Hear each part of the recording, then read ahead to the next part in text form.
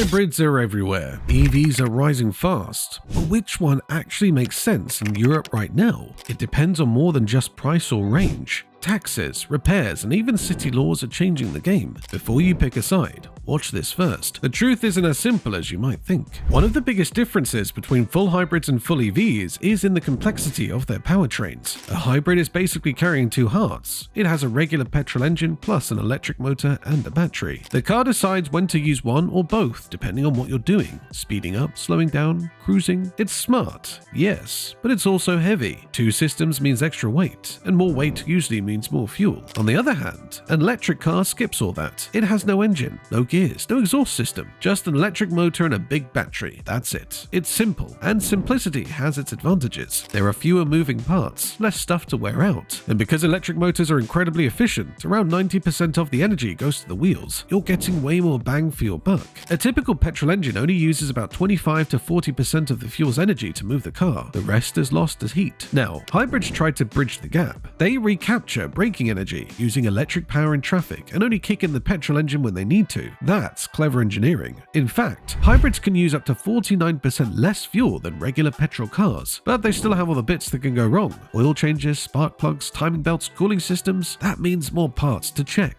more things to fail, and more bills over time. Take two similar cars, the Toyota RAV4 Hybrid and the Volkswagen ID.4 electric SUV. The RAV4 Hybrid has a 2.5-litre petrol engine, fuel tank, exhaust, cooling system, and electric motor. The VW ID.4 is just the motor and a battery. That difference changes everything. Not just how the car is built, but how it feels to drive. No engine means no noise, no vibration, and fewer surprises at the garage.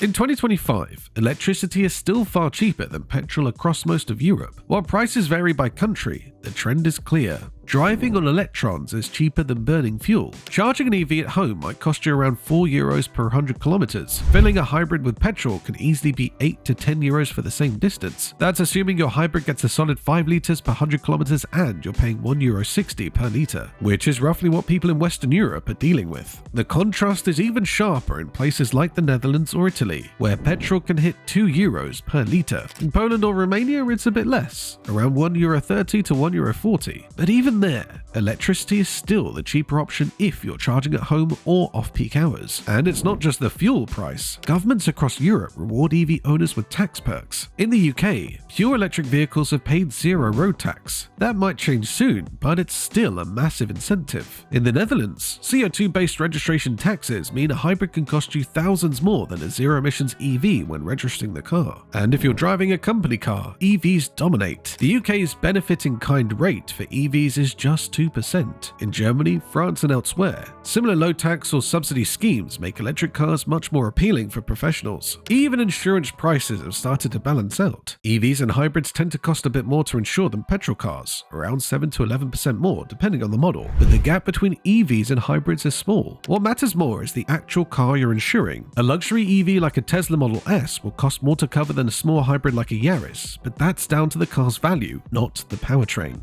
Then there's the convenience side. If you can charge at home or at work, owning an EV is a dream. Plug it in overnight and it's ready by morning. No petrol stations, no standing in the rain fumbling with a nozzle. And the cost? Charging at home can feel like running a washing machine. Cheap and easy. Sure, public fast chargers can be pricey, sometimes 50 cents per kilowatt hour or more. But if that's only a small part of your usage, the total running cost stays low. Some places even offer free charging, like at certain supermarkets or car parks. But what about the bigger picture? The total cost of owning the car. Here, hybrids often look attractive at first glance. They usually cost less upfront than a comparable EV, but once you add in all the ongoing costs, fuel, maintenance, taxes, and charging, the tables start to turn. EVs win in the long run. Lower fuel costs, fewer repairs, government incentives, and in many cases, higher resale value as the world shifts more towards electric. Hybrids sit in the middle, easier to afford today but more expensive to run tomorrow. EVs, though more expensive initially, often work out cheaper overall after a few years, especially in countries pushing hard towards electrification. When it comes to maintenance, electric vehicles will have a clear edge in 2025. The reason? There's just less things that can go wrong. No engine,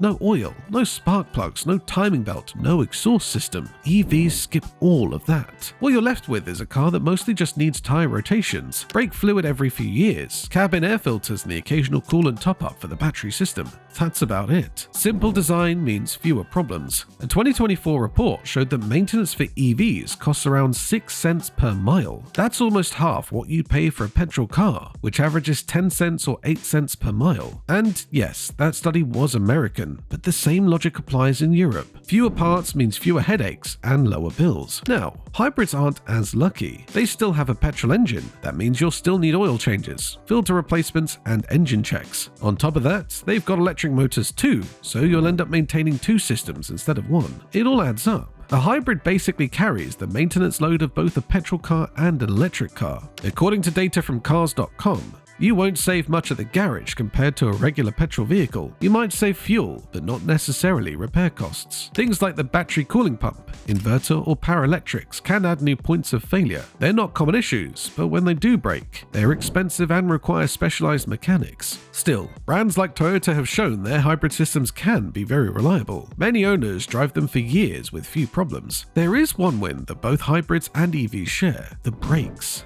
Thanks to regenerative braking, they don't wear out as fast. The system slows the car using the electric motor, so you press the brake pedal less often. Some owners report brake pads lasting over 100,000 kilometers. That's almost unheard of in petrol cars. But let's talk batteries. This is where many buyers get nervous. Hybrids usually have smaller batteries, just a few kilowatt hours. They're cheap to replace and built to last. In Europe, it's not uncommon for Prius taxis to clock hundreds of thousands of kilometers without a battery swap. If it ever does need replacing, you're looking at a few thousand euros, not a disaster. Full EVs are a different story. Their batteries are huge and expensive. Most come with an 8-year or 160,000 kilometer warranty. That gives you some peace of mind, but over time, they do degrade. You might lose 10 to 20% capacity over 10 years, depending on how you drive and charge. Eventually, yes, you may need a battery replacement, and it's not cheap. Think 5 figures. But many drivers never get that far. They upgrade or sell the car before the battery becomes a problem, and by then, replacement costs may be lower. Another benefit of EVs? You visit the garage less often. While a hybrid might still need servicing every 15,000 kilometers, many EVs go years between brake fluid or coolant changes. That means fewer appointments, less wasted time, and less money spent. Reliability is another strong point for EVs. No gearbox, no clutch, no engine. That's 3 fewer things to break. Of course, the tech in EVs is advanced. Battery systems, inverters, charging units. When those fail, repairs can be pricey, but it's rare. Hybrids offer something different. If one system fails, the other often still works. If the electric motor dies, the petrol engine still runs. That redundancy is a kind of insurance, but it also means more complexity, and the more parts you have, the more that can go wrong. Now, let's shift to resale value, because buying a car is also about what it'll be worth later. In 2025, hybrids are holding their value better than full EVs across most of Europe. If you buy a hybrid today, it's likely to depreciate at a normal rate. EVs, though, they've been dropping in value faster. A study by Automotive Group found that 3-year-old EVs with 60,000 kilometers tend to have lower resale values than both hybrids and petrol cars. In contrast, hybrids, especially ones like the Toyota Yaris Hybrid or Honda CR-V Hybrid, retains value well. One reason is perception. Hybrids are often seen as reliable and proven. EVs? Not always. Their technology evolves fast. A 3-year-old EV can feel outdated if it has shorter range or lacks new features. There's also the price war. Tesla slashed prices in 2023 and 2024, forcing others to follow. So when new EVs get cheaper, older ones lose value faster. Ireland's Done Deal platform reported a 15% drop in used EV prices in 2024 alone. Supply went up, prices went down. Similar trends hit Germany, France, and Spain. On the other hand, hybrids are stable. The tech doesn't change much year to year, so a 3-year-old hybrid doesn't feel old. Plus, in countries with poor charging infrastructure, hybrids are still more practical, no plug needed. There's also a bigger market for used hybrids. Taxi drivers, delivery drivers, commuters, they all want something efficient that doesn't need charging. That demand helps keep prices strong. But things are changing. Analysts say that as EV batteries prove their durability, and as people get used to the idea of driving electric, resale values will improve. Already, some EVs are becoming bargains. In mid-2024, used EVs in some countries actually became cheaper than equivalent petrol cars. Suddenly, a second-hand electric car became the budget option. That's pulling in new buyers who wouldn't have considered EVs before. Take an electric SUV and a hybrid SUV that both cost 40,000 euros new. 3 years later, the hybrid might still be worth 30,000 euros, while the EV drops to 27,000 euros. That gap might seem bad if you're selling, but great if you're buying used. So if you're a short-term owner, a hybrid might give you better resale predictability. But if you plan to keep the car for 8 to 10 years or are shopping second-hand, the numbers change. Then there's the future to talk about. Europe is pushing for low emissions. By 2035, the sale of new petrol and diesel cars will be banned. That includes hybrids. Some buyers are already anticipating this. If a car might face restrictions or lose value after 2030, it affects what people are willing to pay for it today. That's why some experts believe hybrids could see faster value drops in the next decade, while EVs might eventually hold steady as the new normal. But right now, in 2025, if you want the best resale value, a hybrid still has the advantage. Models like the Toyota CHR hybrid or a Lexus hybrid generally stay strong in the used market. Meanwhile, some early EVs have already collapsed in price. A first-generation Zoe or Nissan Leaf can be found dirt cheap today. Limited range and aging batteries hurt their value. Next comes the environmental effect. A full hybrid is not the same as a full electric car. They're built differently, and they behave differently, especially when it comes to pollution. A hybrid still burns petrol. That means there's still a tailpipe, and it still pushes out exhaust gases. An electric car doesn't. No tailpipe, no direct emissions. Nothing comes out when you drive it. That's a big deal in cities like Paris, Milan, or Madrid, where the air quality is already bad. In those places, EVs make a real difference. No nitrogen oxides, no particulates, no roadside smog. Hybrids help too, but not in the same way. They're cleaner than old-school petrol cars, but they still produce emissions, especially when the engine kicks in. On a busy street, a hybrid might run partly on its electric motor. That's good. It saves fuel, it cuts emissions, but it still fires up the engine every time you hit the throttle too hard. So how much less does a hybrid pollute? Well, it depends on how you drive it. In slow city traffic, a hybrid can cut CO2 emissions by 30% to 50% compared to a normal petrol car.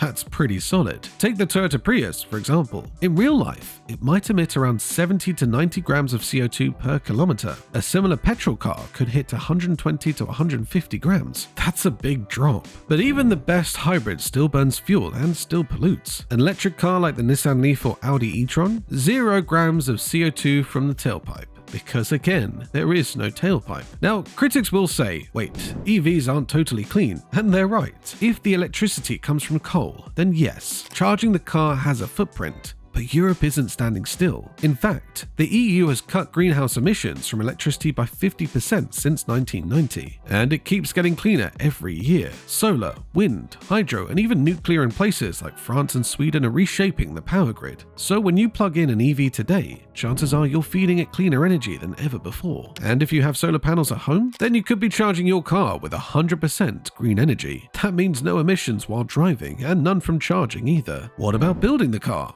Batteries take a lot of energy to make. Mining lithium, cobalt, and nickel isn't clean. EVs start their life with a heavier carbon footprint, but over time, they catch up. Then they pull ahead. A 2020 EU study found that a mid-sized EV creates about 45% of the total lifetime CO2 emissions of a petrol car. Even compared to diesel, the EV still comes out better, about 53% of the emissions over the car's full life. And that was 5 years ago. In 2025, the gap is even wider. Hybrids still sit in the middle, cleaner than petrol but dirtier than EVs. A recent 2024 study found the average EV produces 17.8% less carbon than the average hybrid across its entire life. So if your goal is to pollute less, EVs win, full stop. There's more to emissions than CO2, nitrogen oxide, particulate matter, unburned hydrocarbons, all the nasty stuff that causes asthma and smog. Those still come from hybrids. EVs? None of it. And European cities are catching on. Older diesels are already banned from city centres in places like Brussels and Stuttgart. Hybrids still qualify for now, but the tide is turning. Amsterdam, Oslo, and Paris are already phasing in zones where only full zero-emissions vehicles are allowed. Stockholm launched theirs at the end of 2024. So what happens to hybrids then? The EU's new Euro 7 rules are about to change the game. From 2025, hybrids might need to automatically switch to electric-only driving when entering city centres. The car will know you're in a clean zone through GPS, and it will lock out the petrol engine. That sounds clever, but here's the problem. Most full hybrids can only drive a few kilometers in electric mode, just creeping speed. That's not enough for real EV driving. Plug-in hybrids would do better, but only if you remembered to charge them. In short, EVs are where cities are headed. Hybrids are the bridge, not the destination. Now let's talk about the driving experience. EVs hit you with instant power. That's because electric motors deliver 100% torque right away. A regular family EV like a Hyundai Ioniq 5 can go from 0 to 100 kilometers in 5 seconds. 10 years ago, that was sports car speeds. A hybrid SUV can't match that. The engine takes time to rev up, and even with a boost from the electric motor, it just can't keep up. Still, hybrids aren't slow. They're smooth and responsive enough for daily driving. But if you want that throw you back in your seat feeling, you'll get it in an EV, not a hybrid. A Toyota RAV4 hybrid is quick for what it is, but a Tesla Model Y makes it feel like it's stuck in second gear. Then there's refinement. EVs are quiet, no engine noise, no gear shifts, no vibration, just you, the road, and a soft electric hum. In traffic, it feels like gliding, even at 130 kilometers per hour. The loudest thing is the wind. That's hard to beat. Hybrids try to keep up. The engine turns off at idle. You save fuel, there's less noise. But the second you ask for more power, the engine kicks in. And when it does, you feel it. You hear it. Especially models with CVTs. That constant drone? It's not exactly pleasant. Some hybrids use better gearboxes now, but the engine on, engine off feeling is still there. It's better than petrol, but it's not seamless like an EV. And then there's one pedal driving. Once you try it, it's addictive. Lift your foot and the car slows down fast while recharging the battery. You hardly use the brake pedal. It's smooth, it saves energy, and it just feels cool. EVs have this built in, most hybrids don't. In a hybrid, you're still switching between accelerator and brake like always. Driving comfort? EVs weigh more because of the battery. A typical mid-sized EV can weigh over 2 tons, but that weight sits low. It actually helps handling. The car feels stable, balanced, less body roll in corners. Hybrids weigh less, but they have a higher center of gravity. That can make them feel a bit floaty, especially in tall SUVs. And many hybrids come with low rolling resistance tires. Great for fuel, not so great for grip. Still, both are easy to drive, both are smooth, both can feel modern, but an EV feels like the future. A hybrid feels like a smarter version of the past. Now think about where you drive. In the city, EVs dominate. No emissions, no noise, great for stop-and-go traffic. Hybrids also shine here, but only to a point. Once that little battery runs out, the engine takes over. That can happen quickly, especially if you're stuck in a jam or running errands all day. On the motorway, it's different. EVs use more power at higher speeds. Your range can drop fast at 130 kilometers. You'll need to plan for charging. Hybrids behave more like normal cars. The engine does the work. You won't have to stop and charge, but you're still burning petrol. Maybe 6 liters per 100 kilometers versus 7 in a regular car, a small saving. Lastly, let's talk about what the government is saying about each type of car. In 2025, Europe is sending a clear message to car buyers: go electric or pay the price. That message is backed by rules, rewards, and real money. If you're deciding between a hybrid and a full EV, the government might quietly make that choice for you. Let's start with what you see up front: the price tag.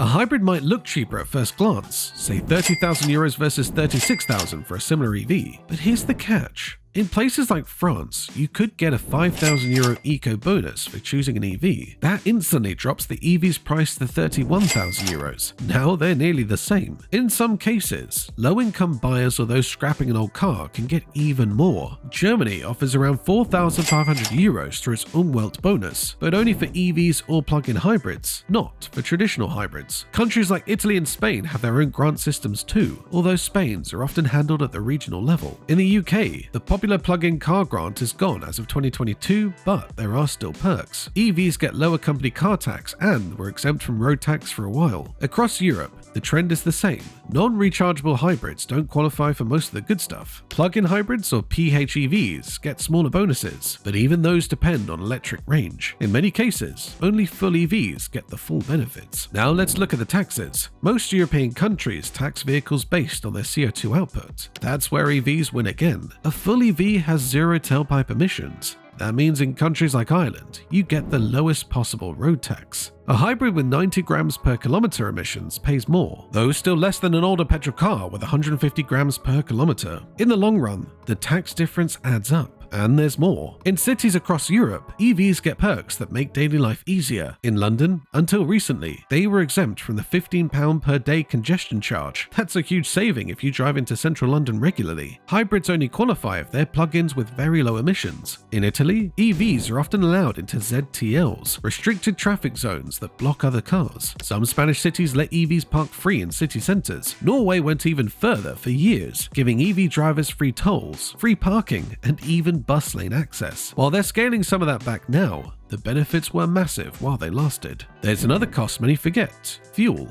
Europe already taxes petrol and diesel heavily. In Germany, the CO2 tax introduced in 2021 keeps raising fuel prices year after year. That means your hybrid, though better than a petrol-only car, still runs on a taxed, increasingly expensive fuel. EVs run on electricity, which is also taxed but often cheaper. And if you've got solar panels, you could charge your car almost for free. That's a game changer for long-term costs. Then there's the future. This is where it gets really serious. The European Union has officially confirmed that from 2035, you won't be able to buy a new petrol or diesel car, not even a hybrid. The only exception? A small carve-out for synthetic fuels in niche vehicles, which won't help the average buyer. Countries like the UK had aimed for even earlier bans, 2030 for petrol and diesel and 2035 for hybrids, though that plan might shift. Norway wants to go all-electric by 2025, though it's more of a goal than a hard rule. So if you buy a hybrid today, you might be fine for a few years, but by 2035, when that car is about 10 years old, new hybrids won't even be legal to sell. You can still drive yours, of course, but you might face rising taxes, tolls, and restrictions. Cities might tighten their low-emission zones, insurance might cost more, resale value could collapse, because who wants an outdated technology once the new standard is clear? Meanwhile, an EV you buy now will still be in step with the rules in 2035. Even as regulations change, your EV is already compliant. You won't be barred from city centres, you won't need to pay the extra road tax that hits petrol users, and you won't be scrambling to sell a car no one wants. That's not all. Let's talk about company cars. In countries like the UK, Belgium, and the Netherlands, the benefit-in-kind tax on EVs is extremely low. That makes an EV far cheaper to own through work than a hybrid. It's one reason so many company fleets are shifting towards models like the Tesla Model 3 or Polestar 2. For many professionals, the tax savings can make those high-end EVs more affordable than a mid-range hybrid like the BMW 3 Series. Even in Eastern Europe, where incentives have been slower, change is coming. Romania and Poland have both rolled out EV purchase grants recently. Governments are trying to catch up, and the support will likely grow over time. Now think longer term. European countries are preparing for a future where internal combustion is dead. That means governments need to make up for lost petrol tax revenues. Some are already planning road pricing systems, toll-like schemes for all cars, EVs included. But even if those come, the cost per kilometer is expected to be lower for EVs than for petrol cars, and any future carbon taxes will be hitting fuel-burning cars the hardest. What about used car buyers? In a few years, they'll have more EVs to choose from. More charging points, lower maintenance expectations. If they see hybrids as halfway tech, already outdated, they'll push prices down. That makes resale risky for hybrid buyers today. You might pay nearly the same as an EV now, only to lose more value later.